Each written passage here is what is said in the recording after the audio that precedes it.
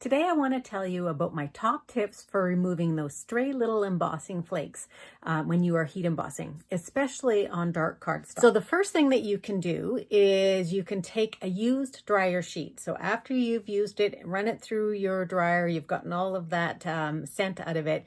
Take that and you're going to rub that over top of your cardstock before you even stamp. The second thing is to pick yourself up one of these anti-static pouches, and they're a pouch, and this one is an Embossing Buddy from Stampin' Up, and they're a pouch that have a little powder in them, and all you do is pounce that very lightly and rub it onto your cardstock.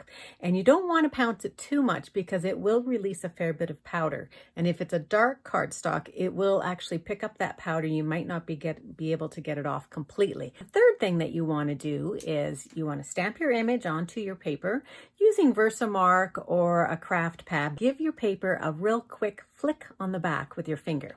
Let me show you what I mean. So I've already stamped my words and I've sprinkled it with white embossing powder, and you can see how I have a lot around the outside of my black. So what I do is I turn it over and I give it a good healthy flick.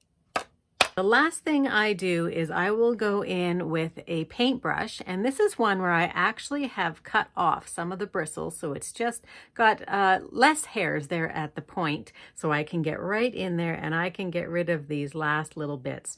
Now you want to be careful when you are brushing them away because you don't want to actually brush into your words, so just a little bit there, and I've got a pretty clean image. Thanks very much for joining me. Please like the video and subscribe if you'd like to.